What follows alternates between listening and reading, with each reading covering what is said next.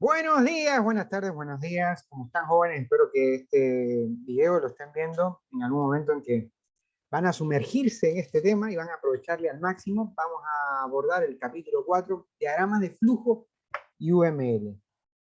¿Qué vamos a hacer respecto a esto? Bueno, aquí los objetivos que nos vamos a proponer, que nosotros podamos describir cómo es que se logra una construcción gráfica, una esquematización, una representación de los algoritmos a través de símbolos, que les vamos a llamar diagramas de flujo de datos o flujogramas. Vamos a ver que existe un lenguaje unificado de modelado que se ha vuelto un estándar y que entonces eso nos permitirá que nosotros tengamos un idioma universal común con el cual podemos expresar el, el pensamiento algorítmico, el pensamiento procedimental, de forma que nos ayude a documentar, a mostrar y evidenciar que el diseño de nuestro algoritmo realmente pues logra solventar la solución y puede quedar documentado, ¿no? También vamos a tratar de que en la medida de lo posible que estos elementos se vayan permeando en ustedes, pues habrán retos para que ustedes empiecen a desarrollar la habilidad de cómo utilizar estos recursos a la hora de poder construir sus algoritmos. ¿De acuerdo? Bien, hagamos una recapitulación por dónde pasamos, por dónde estuvimos. Capítulo 3 estuvimos hablando de lógica. Ahí está Sherlock Holmes, que es capaz de que vincular pequeños datos, pequeños elementos, en lo que llamamos nosotros estructuras lógicas. ¿Recuerdan? Esas estructuras lógicas como la condicional, la disyuntiva, la conjuntiva, la negación, ¿verdad? Que nos permiten a nosotros analizar, eh, y sumergirnos en un texto, en una descripción de una situación, para tratar de ver entonces qué aspectos son los que nos van a lograr concluir, cuáles serían las premisas, cómo se relacionan esas premisas a través de diferentes operaciones como la disyuntiva, la conjuntiva, la condicional, para ver cómo nosotros abordamos entonces la conclusión y llevamos a cabo la resolución del problema, que es la conclusión, ¿verdad? Pero eso pasa también porque nosotros también desarrollemos la habilidad de poder eh, abordar el problema desde, digamos que, estructuras lógicas. También vimos y empezamos a enfocar también en la estructura general de un programa y el enfoque, espero yo que también ustedes estén en esa misma sintonía. El enfoque era sobre todo a que viéramos que teníamos que los datos, estamos resolviendo uno de los casos, pero el algoritmo no resuelve ese caso concreto. Claro, lo va a resolver, pero va a resolver, el algoritmo se puede utilizar para resolver ese caso y todos los casos que tienen esas características. Por ende, lo que nosotros obtenemos son datos, pero nosotros tenemos que hacer un proceso de abstracción para convertirlos en variables, ¿de acuerdo? Y poder operacionalizar esas variables a través de pasos, de procedimientos lógicos, estructurados, concatenados, hasta que nosotros los transformemos en la salida que nosotros también, el problema nos informa que específicamente es lo que espera como salida. Entonces el uso de las variables es un elemento muy importante, porque serán los insumos, ¿verdad?, con los cuales nosotros estaremos realizando operaciones, muchas de las veces, la mayoría de las veces, aritméticas, simples operaciones aritméticas, para poder entonces obtener unos resultados. ¿De acuerdo? Muy bien. Entonces, continuemos con lo que nos hemos propuesto. Acá está, diagramas de flujo. ¿Qué entendemos nosotros por diagrama de flujo? Vean ahí ese diagrama de flujo. Claro, es que en vez de que nosotros lo describamos los pasos, como en una receta que a veces nos toca describir, no, primero hagamos esto, primero aquello, después agreguémosle esto, después, que son pasos simples, acciones sencillas, que nosotros las podamos ahora hacer esa misma descripción que antes narrábamos en un texto o oralmente, ahora la hagamos visualmente, ya no lo hagamos a través de una expresión oral o una expresión textual, ahora lo vamos a hacer a través de una expresión gráfica. ¿Eso tiene consecuencias importantes? Claro que sí. Por eso hay unas frases ahí más adelante, va a caer una frase ahí interesante, pero ¿qué es lo que pasa? Que con esto plasmamos en una sola imagen todo lo que nosotros hemos construido algorítmicamente para iniciar en un punto ¿verdad? Iniciar en un punto, déjenme poner aquí el cosito de iniciar en un punto, como este que está acá, iniciar en un punto hasta llegar al punto final, pasando por una serie de pasos, boom, cada uno que se va ejecutando seguido del otro.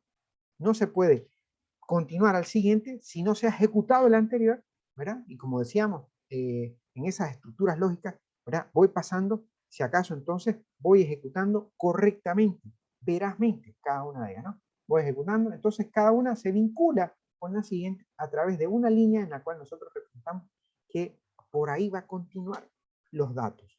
Empezaron por acá, y ese dato se fue poco a poco transformando por cada una de las actividades que están representadas acá, ¿verdad? Y esas actividades producen el dato de entrada no sale como, de la misma manera como un dato de salida, y entonces cada transformación, que es esta línea de flujo, va cruzando por una serie de actividades hasta que finalmente abordamos el punto final. Ahora, esa es la idea. ¿De acuerdo? Por ende, cada paso es un paso que se convierte en un precedente del siguiente, y eso es lo que nosotros llamamos secuencialidad. Pero también eso es lo que nosotros hemos intuido y hemos dicho que la estrategia que tenemos es una estrategia de desarrollo de ese procedimiento top-down, es decir, comenzar desde los primeros pasos, identificar cuáles serían sus primeros pasos, cuáles serían los siguientes, hasta llegar al último. Por ende, cada algoritmo es finito, es un conjunto finito, específico de pasos que nosotros vamos a poder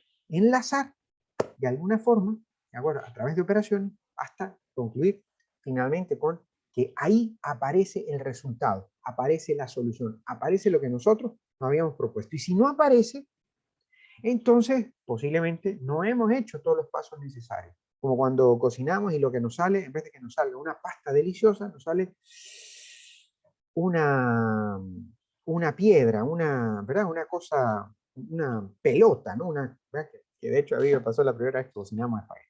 Listo, entonces es correcto. Y van en una sola dirección, de arriba hacia abajo. Eso es también lo que nosotros vamos a utilizar para plasmarlo gráficamente en nuestro análisis, en nuestro diseño del algoritmo, ¿no? Que se vea que comienza arriba y vamos sucesivamente, secuencialmente, un paso a la vez, hasta alcanzar el último paso. ¿Ok? De manera que podríamos esperar que no hay simultaneidad, o sea que no es que vamos a hacer 3 pasos, 5 pasos al mismo tiempo, no, no hay simultaneidad. Ahora, eso es una cosa también importante a la hora de poder analizar. Por ejemplo, aquí ustedes pueden ver que este diagrama que está propuesto acá no está correcto, no está correcto por varias razones. Primero, esto no puede ocurrir, ¿de acuerdo? Miren que parece que una flecha va y entra nuevamente a ese punto, eso no debería ocurrir, tal vez que se escribió mal, ¿verdad? Pero no puede ocurrir. Y luego, no pueden haber islas. Esta que está acá no es isla, ¿no? Entonces, mira acá, llega el dato, entra un dato por acá, entra otro dato por acá, pero no sale ninguno. No puede ocurrir esto, como no puede ocurrir tampoco en este punto que está acá. Y luego, miren, eh, entra por acá, llega por acá y luego sale a dos lados. Tampoco se puede. Tampoco se puede salir a dos lados. Tiene que salir, tiene que tener una entrada y una salida. Cada paso se ejecuta porque recibe algo y porque entonces entrega algo. Pero no puede haber dos salidas simultáneas, que se producen dos salidas simultáneas. Y es más, parece que va a haber otra tercera salida acá. Pero claro, sobre todo porque nosotros lo estamos pensando que el diagrama de flujo va a ser la esquematización del algoritmo para que nosotros lo apliquemos a través de la codificación en un lenguaje de programación para que sea ejecutado por una computadora. Pero los diagramas de flujo no son exclusivos del desarrollo de software, del desarrollo de programación. No es exclusivo. De hecho, el diagrama de flujo se utilizan en procesos industriales, en procesos de negocios, ¿verdad? Se utilizan para documentar pues actividades de distinta índole, no solamente las que nosotros vamos a producir a través de una herramienta como la computadora, es decir, a través de las instrucciones que la computadora va a seguir de forma obligada para poder entonces alcanzar un resultado final, ¿verdad? Entonces, teniendo en cuenta que nosotros lo vamos a aplicar para poder convertir nuestro problema que lo vamos a utilizar un método de resolución que es el algoritmo. Y entonces vamos a diseñar este algoritmo para luego necesariamente nosotros, en nuestro ámbito reducido, nosotros trasladarlo a una codificación que es una computadora. Entonces no pueden haber flujos simultáneos, no pueden haber islas, ¿verdad? No se puede quedar hasta ahí, a menos que este llamara a otro proceso. Dijéramos, no, es que este se va a otra secuencialidad que va a entregar, pero en algún punto tiene que salir el dato y volver hasta que nosotros coincidamos aquí en la salida. Puede ser que de aquí, más bien, directamente va a la salida, pero ojo, esto tendría que quedar documentado. Así como está este, no sería aplicable a los propósitos que nosotros le hemos buscado, ¿de acuerdo? Bien, también se le llama flujo, diagrama de flujo de datos, ¿verdad?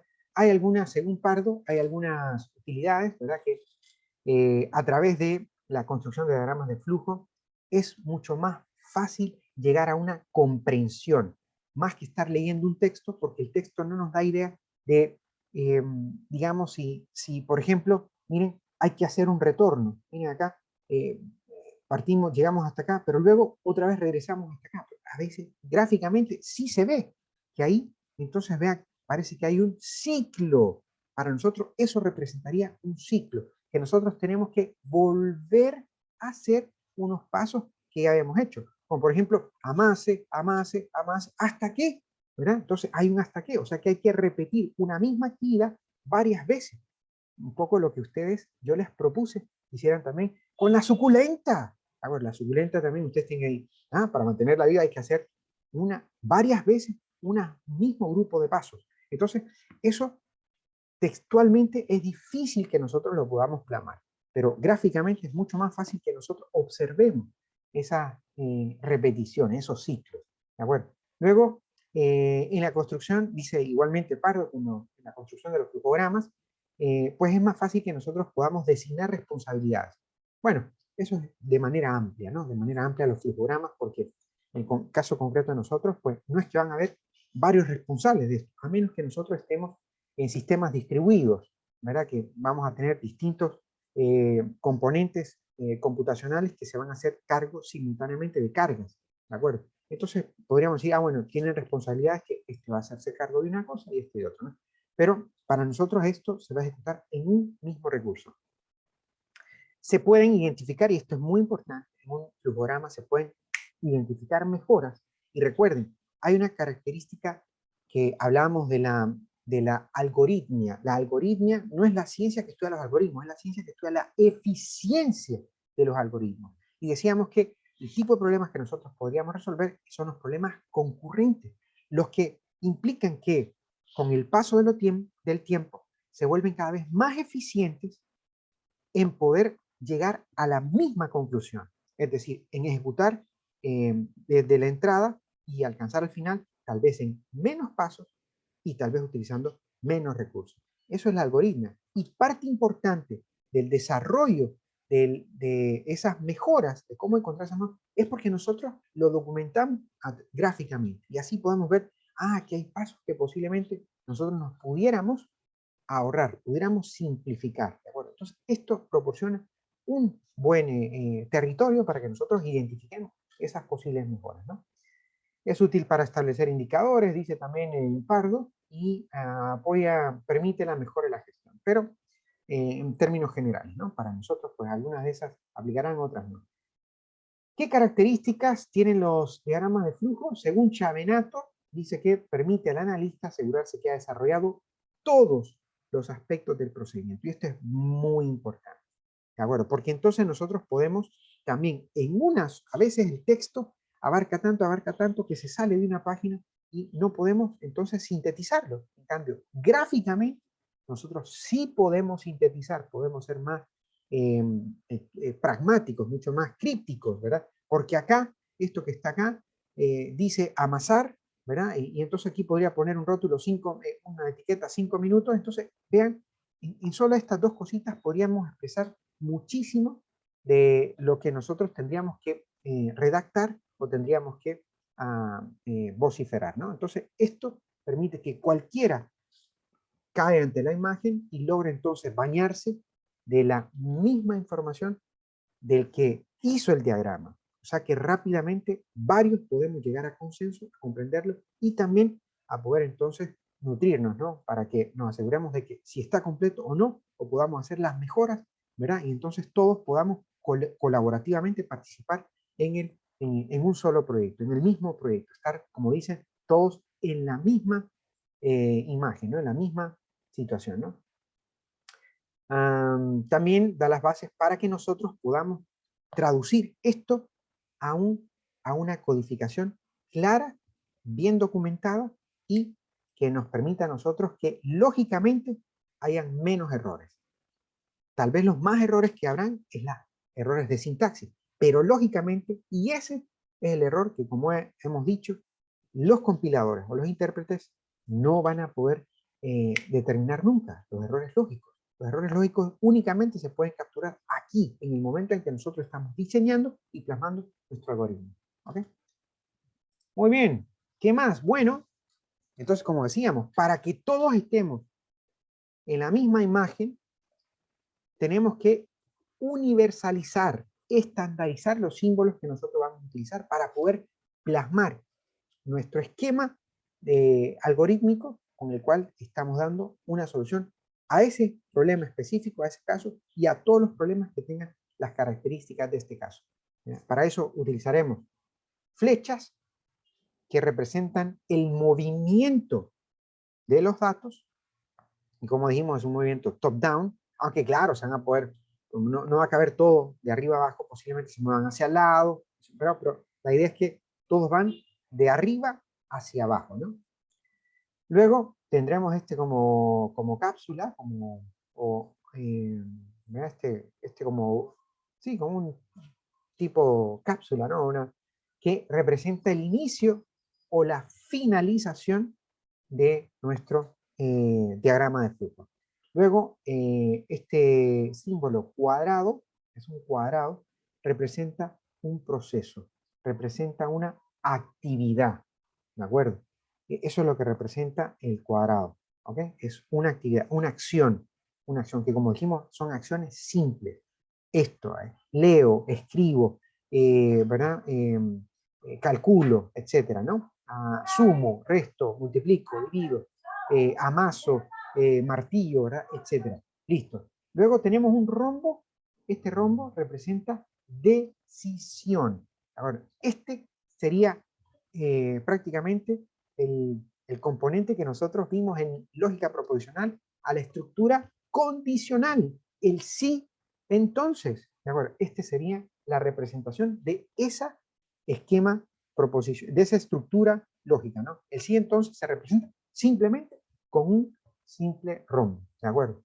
Luego, si hay un subproceso, es decir, el proceso posiblemente sea tan complejo que entonces nosotros lo tenemos que dividir. Como por ejemplo, alguien propuso que iba a ser desde la masa para poder hacer las tortillas, pero alguien podría decir, bueno, todo ese proceso lo vamos a llamar un subproceso, ¿verdad? Que va a ser entonces otro grupo de acciones simples que están embebidas, están ahí adentro de este subproceso. De manera que nosotros podemos llamarlo y abrirlo para que entonces reduzca un poco la imagen completa. Entonces, por ejemplo, los macroprocesos se habla que se documentan a través de subprocesos, un macroproceso, es decir, el proceso de los procesos, y entonces donde los procesos que están adentro también les conocemos como subprocesos.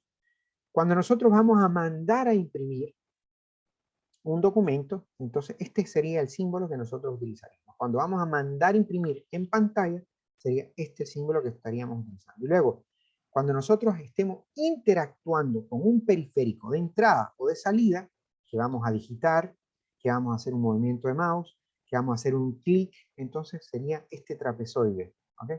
Si nosotros dentro de la documentación, pues llegamos a un punto donde conectarlo con otra parte del diagrama está muy lejos, sería una línea de que cruzaría mucho y de tal, podemos, por eso decíamos, todo tiene una entrada y tiene que tener una salida, ¿no? Entonces, para que nosotros podamos vincularlo más adelante, ¿verdad? O más atrás, ¿verdad? Sin necesidad de trazar una línea que superponga todo el diagrama, podemos tirar la línea hacia una referencia que va a estar dentro de la misma página, ¿de acuerdo? Y por ende, es muy común que usemos números, el 1 y después el 2, o usamos un símbolo para saber a dónde directamente va a ir a caer esa línea de flujo, ¿de acuerdo? A dónde dentro de todo el diagrama de flujo va a ir a caer esta línea de flujo. Y luego, si vamos a hacer referencia a otra página, porque no nos cupo en una sola página toda la representación esquemática, entonces utilizamos este símbolo que está acá, ¿de acuerdo? Y entonces ahí vinculamos a la página para saber que entonces este flujo sigue en otra parte del documento, ¿no? Eso sería la idea. Entonces, veamos acá algunos ejemplos. Ahí están, dos ejemplos, ¿no? Aquí están dos ejemplos. Aquí lo interesante y el ejercicio que van a tener ustedes es que van a hacer dos tipos de ejercicios. Uno, en que ustedes van a determinar por qué está malo un diagrama de flujo, y otro, que es lo que hemos dicho. Esto debería de, a nosotros, informarnos completamente de qué es lo que estamos haciendo ahí. ¿Para qué sirve esto? Solo con verlo, nosotros lo podemos llegar a interpretar, lo vamos a poder comprender, vamos a poder entender cuál es la situación que se está resolviendo y cómo se está resolviendo. ¿De acuerdo? Entonces vamos a poder comprender las entradas, los procedimientos y la salida, ¿no? Con una sola imagen, ¿no? Entonces vean aquí, por ejemplo, esta, ¿no? Ustedes, vamos a hacer un espacio, ustedes van a digitar ahí, ¿para qué sirve esto? Listo, espero que lo hayan contestado correctamente. Entonces, ¿para qué va a servir esto? Aquí está, miren, estamos documentando que aquí inicia, ¿no? Inicia nuestro procedimiento. Hay unas variables, ¿verdad? Que se llaman N1 y N2. Ahorita nosotros ya podríamos ampliar. Variable N1 y N2 tendrían que estar tipificadas. No sé qué podrían ser.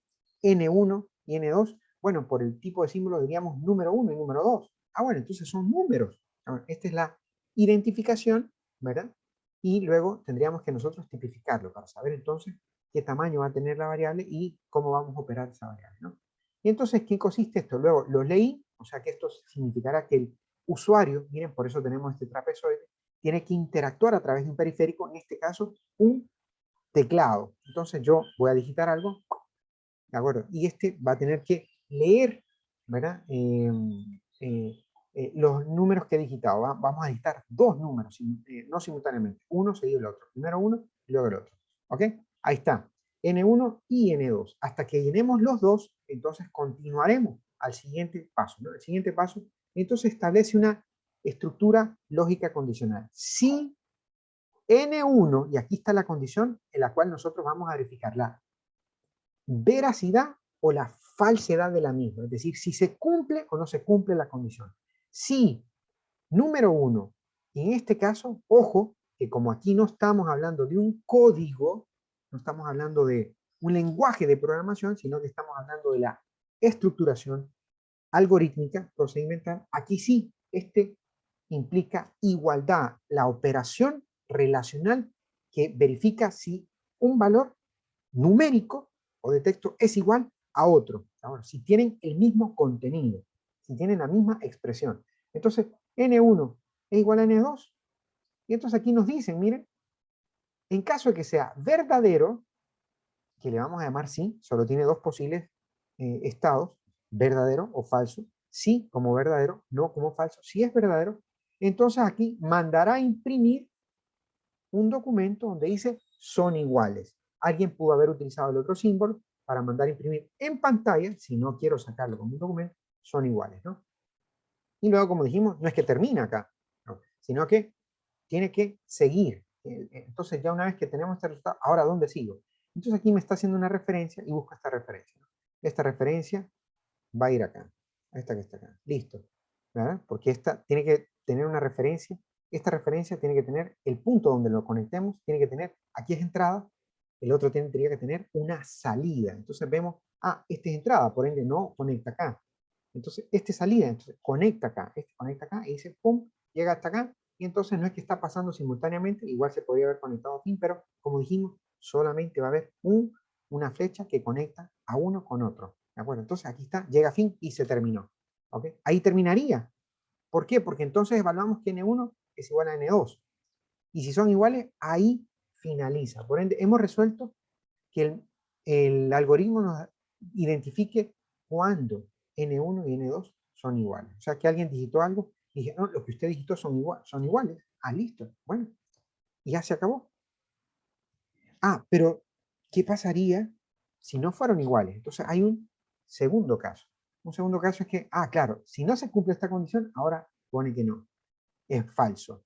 Y entonces, como es falso, entonces evalúa una segunda condición. Entonces dice, no. Entonces, verifiquemos que ahora a través de una operación relacional mayor que, si N1 es mayor que N2. Si es mayor que N2, si esto es verdadero, entonces imprimirá es el mayor, N1 es el mayor. Y entonces, y luego finaliza. O sea que, como no son iguales, el sistema lo que mostrará, para este caso, es que efectivamente N1 es mayor que N2. Pero en caso que no, pero alguien diría, pero aquí estoy evaluando que si es N1 igual a N2, entonces el problema nos pudo haber dicho, verifique si N1 es igual que, es mayor que N2 y que entonces arroje un mensaje que diga son iguales. Pero también verifique si N1 es mayor que N2, entonces verifique, manda a imprimir un documento que diga que N1 es el mayor. Pero también verifique que N2, si N2 es mayor que N1, y entonces manda a imprimir que N2 es mayor. Pero aquí no está, nos falta una condicional. Y esto es importante. Bueno, entonces, aquí efectivamente tendría que venir no y otro rombo donde dice, evaluemos si N2 o si N1 es menor que N2. Entonces, para decir que N1 es menor que N2. Pero ¿qué es lo que pasa? Que al hacer eso nosotros estamos poniendo un paso innecesario. Porque entonces podemos utilizar teoría de conjuntos o la lógica proposicional para saber que dos valores, si no son iguales, uno va a ser mayor que el otro. Pero verificando nada más una condición, en este caso, si N1 es mayor que N2, automáticamente también estoy evaluando su opuesta. ¿De acuerdo? Si N1 es mayor que N2, equivale a que N2 es menor que N1. En este mismo caso. Pero también equivale que si no se cumple, como ya evalué la igualdad, solo resta una situación más, que como ya es un no y otro no, la única situación posible, por ende ya no necesito verificarla, porque al ser falso, también se traduce a que sería verdadero aceptar que N2 efectivamente es mayor que N1. ¿De acuerdo? Entonces vean que esto simplifica el algoritmo. Y eso es lo que estudia el algoritmo. ¿Ok? Bien. Lo mismo acá, miren acá, para una situación mucho más abierta, ¿verdad? Aquí no estamos hablando, miren, de que hay que hacer una interacción con periféricos, sino habla de actividades o de procesos. ¿Ok? Un inicio, estudiar, no es ningún dato, no es una actividad, es una acción, es un proceso en sí mismo. Porque estudiar implica más cosas. Estudiar implicará que hay que sacar el libro. O sea, si nosotros quisiéramos ampliar, hacerle clic acá para ver dentro de este proceso todos los pasos que hay que hacer para estudiar, hay que sacar el cuaderno, hay que encender las luces, hay que estar despierto. Hay muchas más acciones que pueden resumirse acá. Pero también puede ser simplemente que yo ya tengo todo listo, todo ya ordené el ambiente de trabajo, ya tengo ahí, y lo único que me toca ahorita es la acción de ponerme a estudiar. Entonces, estudiar implicará que después de estudiar yo tengo que validar que lo que estudié funcionó. Entonces, ¿cómo lo voy a hacer? Voy a resolver problemas, y si resuelvo problemas, entonces me voy a preguntar, ¿los aprendí? ¿Lo hice solo? ¿No vi Google? ¿No me puse a preguntarle al vecino? ¿No hice otra cosa más que si yo mismo resolví estos problemas? Sí, entonces terminé de estudiar, ¿de acuerdo? Terminé de aprender. Esa sería la conclusión. Aprendí, no solamente estudié, y como decíamos, esta es una relación también condicional. Estudio, entonces aprendo. Pero si no he aprendido, entonces, ¿qué tengo que hacer? Miren, volver a estudiar. Entonces, ¿qué significaría? Que tengo que seguirme esforzando. Por eso decíamos, el que se esfuerza y estudia, lo más probable es que va no solamente a aprender, sino que va a pasar la clase. Entonces, tengo que volver a estudiar, tengo que seguirme esforzando para ver si ahora nuevamente lo resuelvo sin que me dificulte tanto, porque la vez pasada no le entendía tan claramente, se me hizo cuesta arriba y no le entendía cómo resolver el problema. Y entonces una segunda ocasión que no, o un nuevo problema, aunque aquí no es nuevo problema, aquí entenderíamos que estamos volviendo a estudiar posiblemente otros aspectos más, pero posiblemente los mismos que hemos. Vuelvo a intentar resolver el problema y ahora me queda más claro, posiblemente. Ahora lo resuelvo más rápido, lo resuelvo en menos tiempo. No se está evidenciando acá, pero ya está resolviendo, ya se va a evidenciar cuando nosotros nos preguntemos, ¿aprendí? Si aprendí, entonces efectivamente, ya estoy listo, estoy preparado, he aprendido. No solamente estuve experimentando, sino he aprendido. Ahora ese conocimiento es mío, me he apropiado. Si no, y seguimos adelante. Muy bien, listo. UML, jóvenes, UML es una lenguaje unificado de modelación que así como teníamos nosotros, ahora mismo hemos visto que el diagrama de flujo en general nos permite a nosotros esquematizar nuestro procedimiento, ¿verdad? Pues resultó que esto no es suficiente para que nosotros lo podamos utilizar a lo que implica toda la construcción de recursos, de responsabilidades, de acciones que pueden verse involucradas en el desarrollo de software. Sobre todo cuando nosotros cambiamos el paradigma de desarrollo de codificación.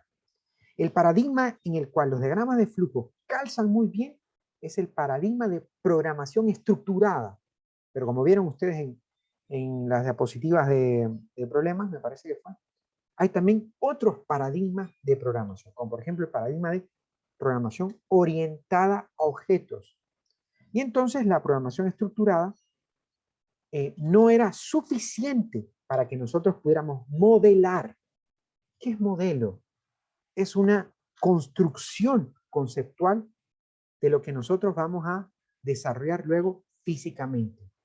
¿Verdad? Aunque físicamente nosotros lo que vamos a hacer es software, que es algo lógico, pero es que antes de hacerlo, incluso en eso, nosotros vamos a construir un modelo, ¿verdad? Y ese modelo, al menos, así como lo hemos visto en el diagrama de flujo, vemos fácilmente, nosotros podemos llegar a comprenderlo y ver todas las aristas. Bueno, pero eso servía cuando la programación es como dijimos, top-down. Pero cuando ahora vamos a utilizar una herramienta que son los objetos, las clases, las funciones, entonces eso va a resultar que nosotros vamos a tener que traer a cuenta una nueva herramienta, una herramienta que sí nos ayude también a modelar esos comportamientos, esas herencias, ese polimorfismo que tiene entonces las características de la programación orientada a objetos.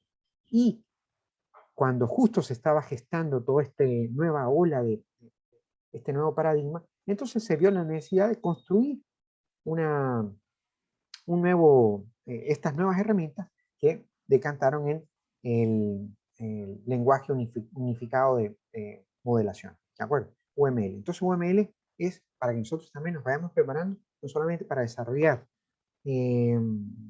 programación estructurada, ¿verdad? Sino también programación orientada a objetos, ¿de acuerdo? Se ha estandarizado ya, cosa que, por ejemplo, cuando estudiamos pseudocódigo, veremos que el pseudocódigo no existe un estándar de cómo expresar nuestro algoritmo a través de pseudocódigo. En cambio, con diagrama de flujos, nosotros hemos tenido que universalizar, estandarizar los símbolos para que todos lo puedan comprender. Y también hemos tenido que estandarizar, por ejemplo, UML, para que todos, al utilizar esta metodología de expresión de los algoritmos, no desarrollo de algoritmos, de expresión de los algoritmos, nosotros también podamos entendernos. Y entendernos no importa si va a ser estructurado o orientado a objetos. ¿De acuerdo? Entonces esto es importante para que nosotros también lo vayamos tomando como una herramienta, como un método de desarrollo, ¿verdad? De esquematización y de documentación de los algoritmos, sobre todo cuando estemos más involucrados con lenguajes orientados a objetos, ¿no? Programación orientada a objetos. Entonces tenemos un conjunto de diagramas, ya no tenemos un solo diagrama de flujo, ¿verdad? Tenemos un conjunto de diagramas que son parte de todo este lenguaje unificado, ¿no? Por ejemplo, tenemos el diagrama de casos de uso, en el cual nosotros, pues, lo que queremos es nosotros evidenciar las capacidades que va a tener el sistema, los macro requisitos que va a tener el sistema, es decir, cómo esto va a relacionarse con el usuario, ¿verdad? Es decir, qué casos son los que van a verse resueltos con esto, ¿no? Entonces, se parece mucho al arte rupestre porque es mucho más amplio. Es que nosotros determinamos, bueno, en este sistema vamos a hacer esto, esto y esto. Listo, con el usuario. Y van a ver estas interacciones y listo. Pero apenas estamos empezando a conceptualizar desde muy atrás, desde muy amplio, desde una vista de halcón, antes de llegar al detalle. ¿De acuerdo? Entonces vean, por ejemplo, acá, parece arte rupestre, por eso, el caso de una persona que necesita hallar alimento. Ahora, hallar alimento. Entonces, esa persona dice, bueno, va a ir a buscar un alimento, va a ir a hallar un alimento. Y eso es lo que nosotros, el sistema, vamos a dibujar, vamos a plasmar las secuencias, los pasos, las actividades para que esta persona haya alimento. Eso es lo que va a hacer el sistema. Con esto comenzamos. De esto va a tratar la siguiente construcción esquemática, los siguientes diagramas. Entonces, por ejemplo, ¿qué otro diagrama tenemos? Utilizando el macro requisito que ya vimos, ahora vamos a hacer el diagrama de actividades. El diagrama de actividades es lo más parecido, bueno, no es que lo más parecido, es equivalente al diagrama de flujo que acabamos recién de ver, ¿no? Entonces, el diagrama de actividades es precisamente lo que nosotros hemos estado documentando. Los pasos, las acciones simples que vamos a tener que hacer para conseguir. Y en este caso, nos habíamos propuesto que la persona haya alimentos, encuentre alimentos, ¿de acuerdo? Entonces, ¿cuáles son los pasos para hacer esto? Y lo estamos poniendo en un contexto, ¿verdad? Del arte rupestre, o sea, lo que sea, de que está, miren, por ejemplo, miren, aquí los símbolos, ya los vamos a ver, cambian ligeramente, pero vamos a ver que una vez que utilicemos flujograma y empecemos a acostumbrarnos también a UML, va a ser prácticamente lo mismo. Por ejemplo, la entrada y la salida, miren, ahora en vez de ser una cápsula, es un círculo negro cuando es la entrada y negro con un borde, ¿verdad?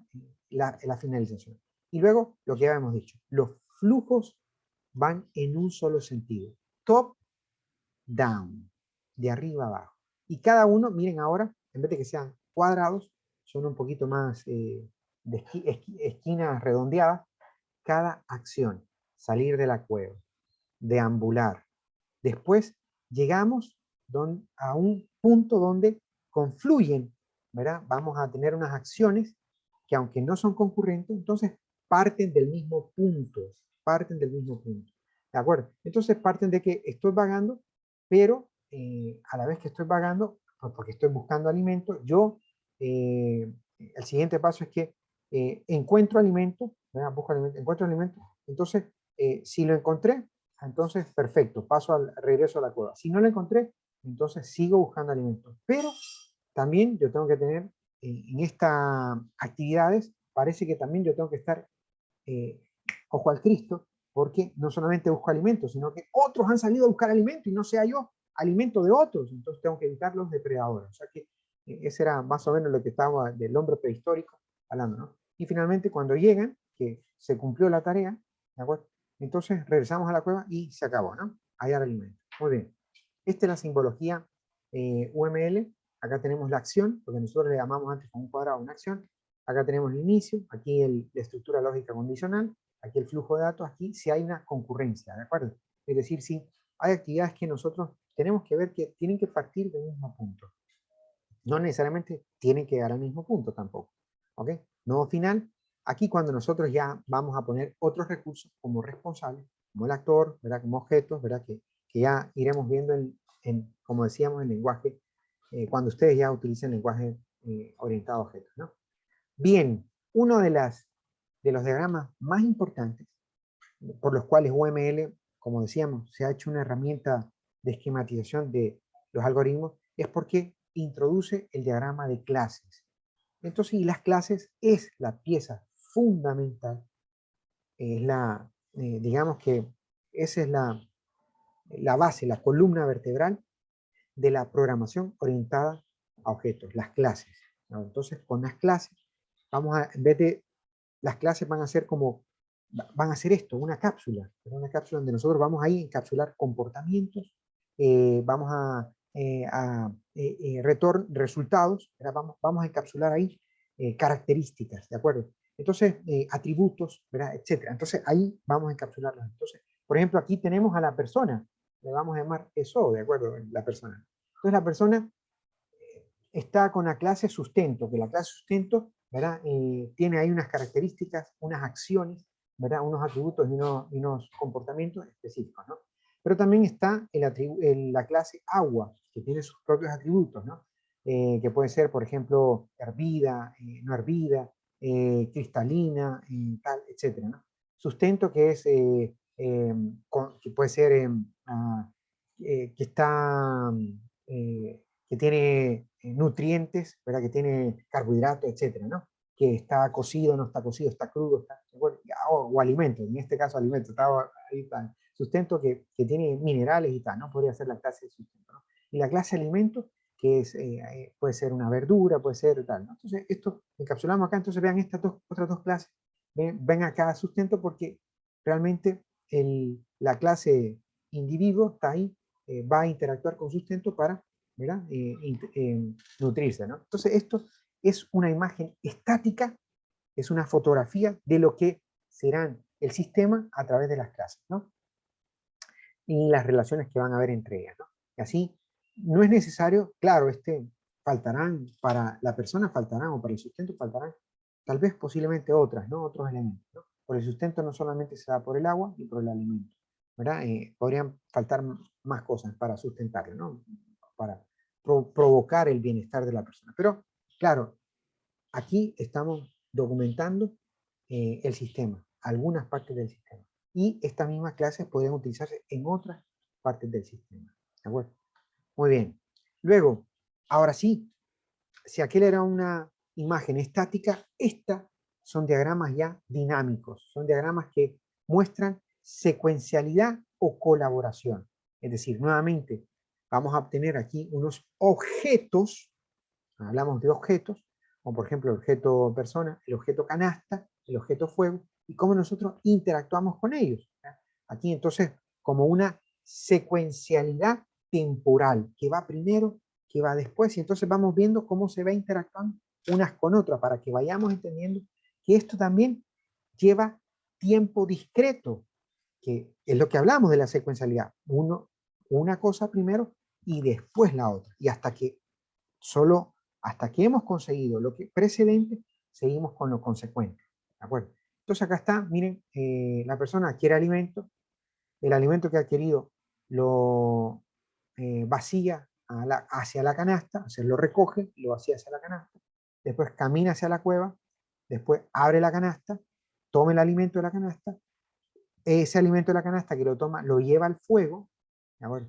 Traslada el alimento, ¿verdad? Caliente, y del alimento caliente, pues un alimento, el fuego devuelve un alimento cocinado, y entonces, listo, a comer, ¿de acuerdo? Muy bien.